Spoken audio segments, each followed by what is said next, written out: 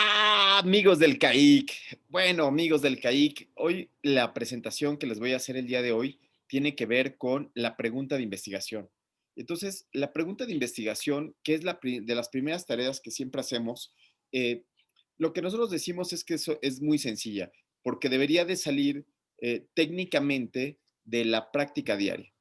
Es decir, de la práctica diaria querría decir que si yo estoy viendo pacientes con COVID y veo que todo el mundo le da hidroxicloroquina o le da citromicina, lo que tendría que preguntarme yo es si efectivamente la hidroxicloroquina funciona para disminuir la cantidad de hospitalizaciones o para disminuir la mortalidad.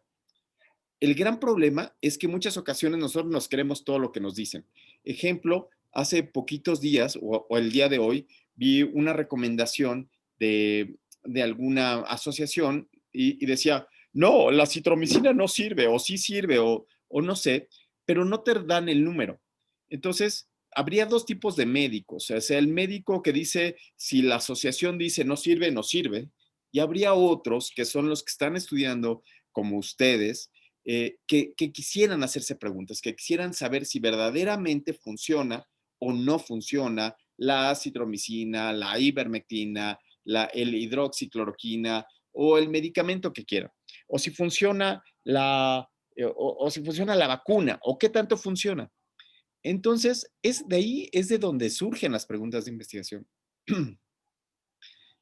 Entonces, también tenemos otras preguntas y tenemos otras preguntas que tienen que ver sobre qué tanto puedo hacer, qué tanto puedo confiar en el diagnóstico.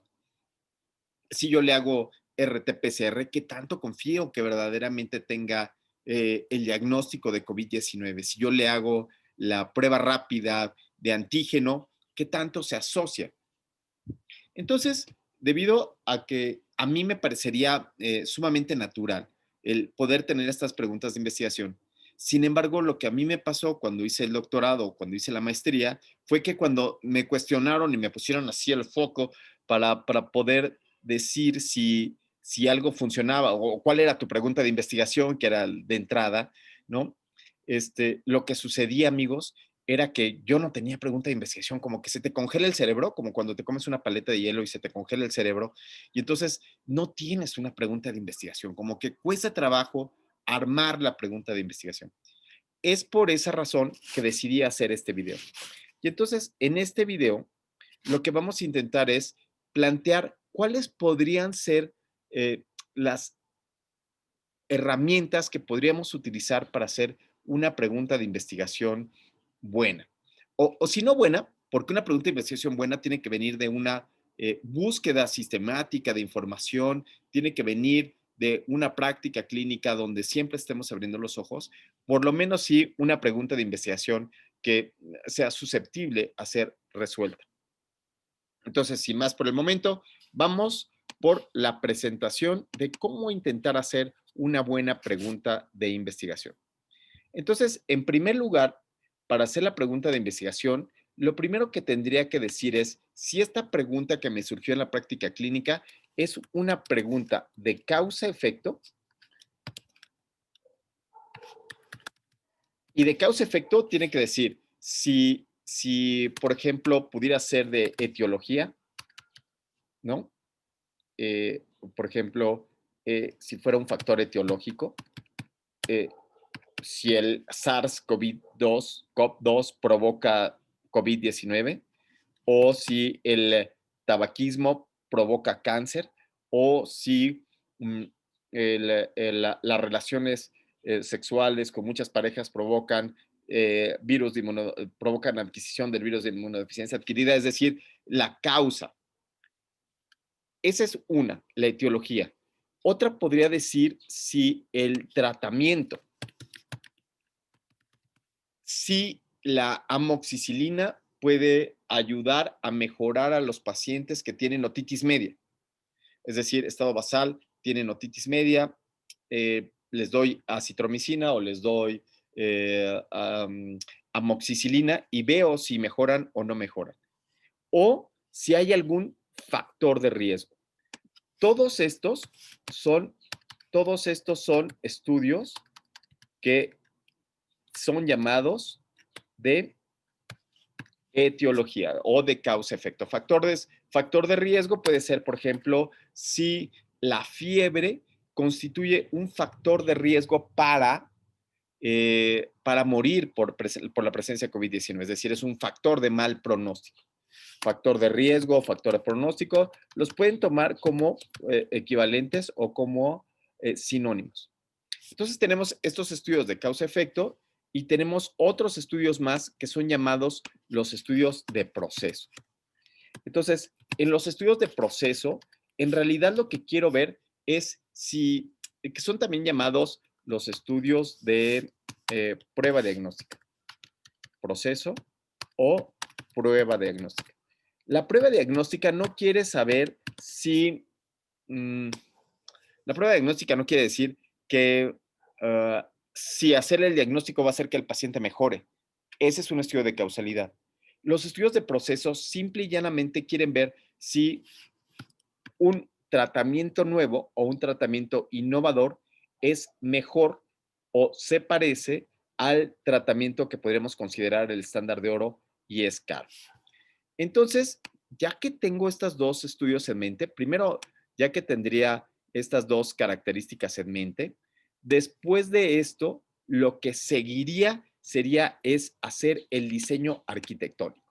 Entonces, el diseño arquitectónico de uno y el otro son muy distintos. En el diseño arquitectónico de los estudios de causalidad, tendríamos que empezar con los pacientes en algo que le llamaríamos el estado basal. ¿Cómo empezó? Que eso entre los clínicos es muy sencillo. ¿Cómo empezó con su tratamiento? ¿Cómo empezó? ¿Cuándo empezó con la enfermedad? Y entonces a esto le llamamos el estado basal. Y el estado basal pudiera ser, ¿qué les parece que sea, por ejemplo, pacientes, que está ahorita muy de moda, pacientes con COVID-19? Entonces, ya tengo el diagnóstico de COVID-19 y ese sería mi estado basal y le tengo que poner un apellido. Digamos, tiene un COVID-19 leve, donde está oxigenando bastante bien, la saturación está por arriba de 90, no tiene dificultad respiratoria, no ha presentado fiebre, ni ha presentado otros datos. Y entonces aquí yo lo podría hacer, por ejemplo, pensando en el tratamiento, y yo podría hacer el clásico, el más sencillo de todos, que sería en pensamiento, que sería el ensayo clínico. El ensayo clínico sería el más sencillo de todos porque sería la comparación de un tratamiento frente al otro. Entonces, este sería el estado basal. La maniobra sería, voy a poner aquí acitromicina, lo voy a comparar contra placebo. Quiero saber si es mejor administrar acitromicina que placebo y después tengo el desenlace.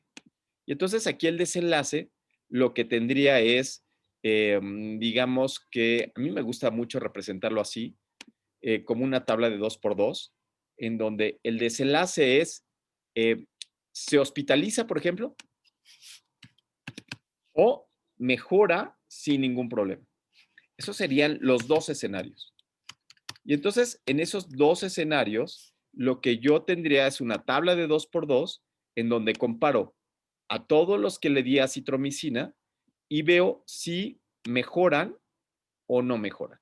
Entonces, si yo digo que la acitromicina es mejor que el placebo, luego entonces la acitromicina tendría una menor tasa de hospitalización. Digamos que solamente un 5% de los que tomaron, digamos, 100 pacientes aquí y 100 pacientes del otro lado, digamos que solamente un 5 se hospitalizó y mejoraron un 95%. Es decir, 5% de hospital. Y en cambio, en el placebo, no, en el placebo fueron 10 pacientes los que se hospitalizaron y 90% los que mejoraron. Aquí podría decir que fíjense ustedes cómo es el doble del efecto que se estaba presentando. Entonces, en este sentido, yo aquí tendría una pregunta de investigación que sería, ¿cuál es la eficacia? ¿Cuál es la eficacia? Voy a ponerla aquí, voy a intentar escribirla, a ver si me sale. ¿Cuál es la eficacia de la acitromicina comparada con placebo para, y aquí lo que ustedes quieran, ¿no? Disminuir mortalidad, disminuir hospitalizaciones, etcétera, etcétera, etcétera. Pero vean ustedes que aquí también puede ser que yo lo cambie. Y entonces tenga aquí otra pregunta, por ejemplo, una pregunta de etiología. Y en la pregunta de etiología, en lugar de que tenga yo este estado basal, entonces yo tengo aquí estado basal sano y quiero saber si el virus del SARS-CoV-19 comparado contra los pacientes que no tuvieron este virus, sin virus, presenta. Y entonces sería, ¿cuál es el efecto de estar contagiado por el virus COVID-19? Entonces, espérenme tantito que se me está yendo el sol. Déjame prender una luz. Ya sé que esto no es profesional para un canal, pero espero que les sirva. Entonces, sigan pensando ahorita en su pregunta de investigación.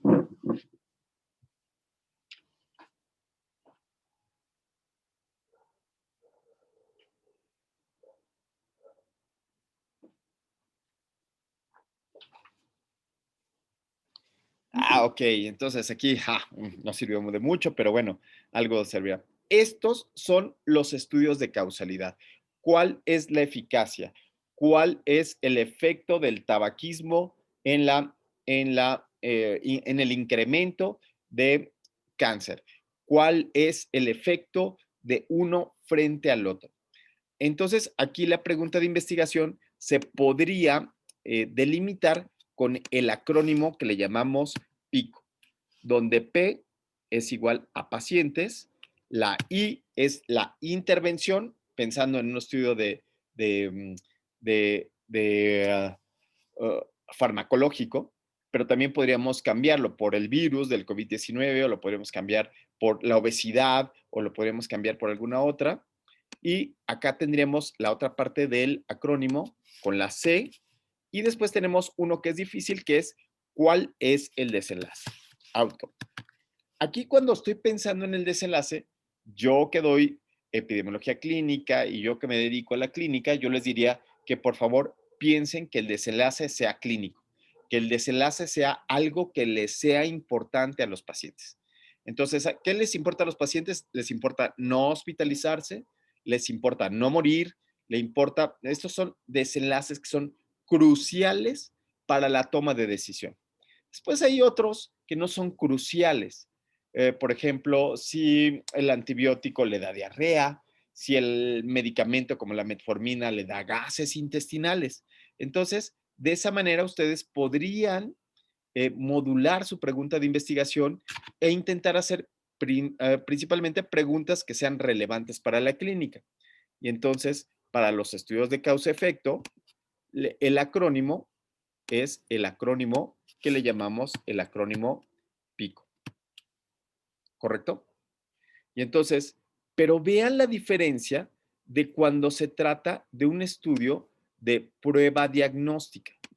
Cuando se trata de un estudio de prueba diagnóstica, entonces el acrónimo PICO cambia y cambian todas las características del acrónimo. Entonces, ahora en este acrónimo sí tenemos P, que serían los pacientes.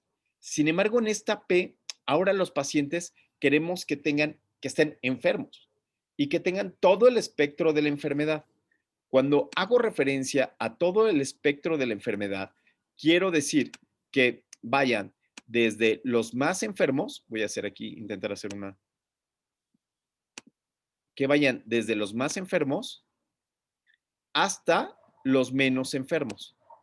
Es decir, que esta prueba diagnóstica sea capaz de diagnosticar tanto a los que están muy enfermos como a los que no están tanto.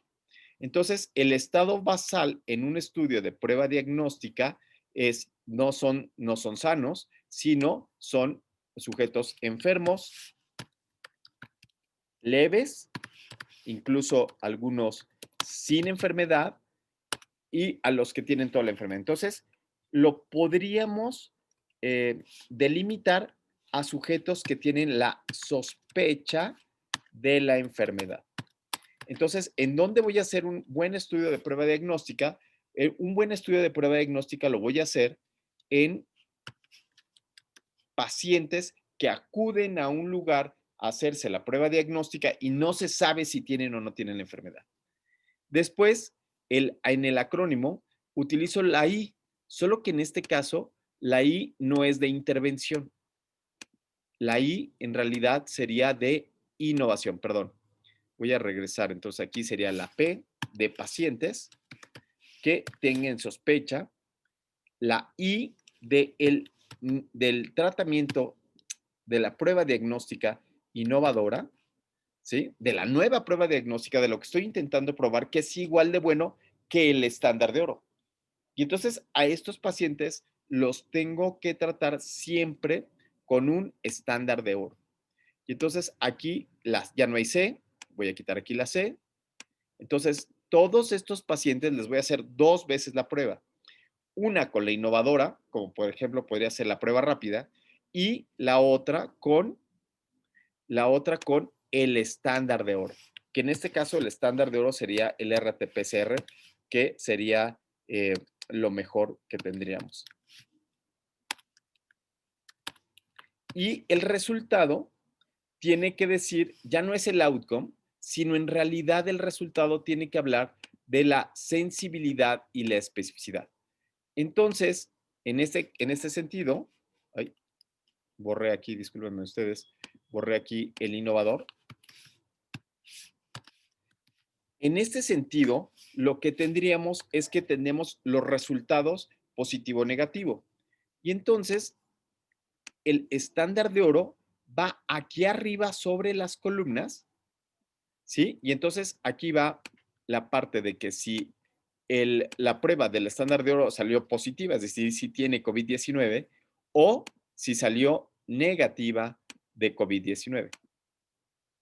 Y el innovador, que está aquí, va exactamente aquí en las filas y queremos ver exactamente lo mismo. Es decir, cuántos del innovador fueron positivos, cuántos del innovador fueron negativos. Entonces aquí cambian un poquito las reglas. Por ejemplo, ¿qué es lo que buscamos? Lo que buscamos es que esta línea se parezca mucho. Es decir, si tuviéramos, digamos que los mismos 100 pacientes, voy a dejarlo, debí de haber dejado eso, pero voy a dejar aquí los mismos 100 pacientes. Entonces, aquí en los mismos 100 pacientes, aquí 100 pacientes, que son en total 200, yo quisiera saber cuántos de estos pacientes tuvieron la enfermedad. Digamos que la enfermedad la tuvieron el 50%. Si la enfermedad la tuvieron el 50%, es decir, la prevalencia de la enfermedad fue del 50%, aquí quedarían 100. 50% de 200 es 100, ¿no? Y acá quedarían otros 100 sin la enfermedad, para darnos un total de la sumatoria de 100 más 100 serían 200. Entonces, la prevalencia de la enfermedad, es decir, los que salieron positivos, en este caso sería la prevalencia, sería de un 50%, ¿correcto? Y entonces aquí vean ustedes cómo sería muy fácil contestar la pregunta. Si el innovador, digamos que la prueba de antígeno, se parece mucho al estándar de oro, es decir, de estos 100 sujetos, 95 fueron detectados por la prueba rápida, entonces yo lo que diría es que la sensibilidad, que es la suma de 95 entre 100, es el cociente de 95 entre 100, la sensibilidad sería igual al 95%. Por lo tanto, cuando estoy haciendo una palabra de proceso, un acrónimo de proceso, en lugar de que sea pico, como en los estudios de causa-efecto, se convierte al acrónimo PIES. Y entonces este acrónimo, que es el acrónimo PIES,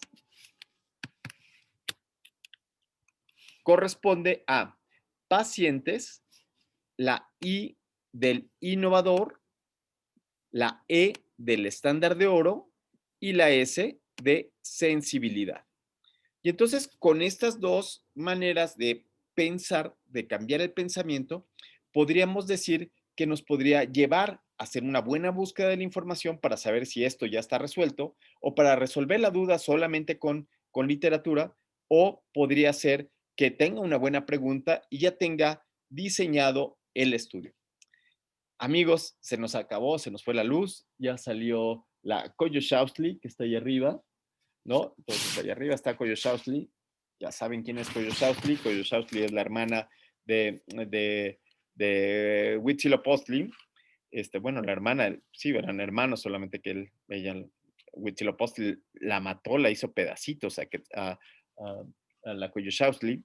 Pero, bueno, como ya salió ella, entonces tengo que acabar el video ahora mismo. Entonces, espero que tengan muchas preguntas y las pienso resolver en la parte de abajo y espero que esto les sirva. Si les sirva, no se olviden darle like y compartírsela a quien más confianza le tengan. Gracias y nos vemos pronto, nos vemos en la clase. Saludos.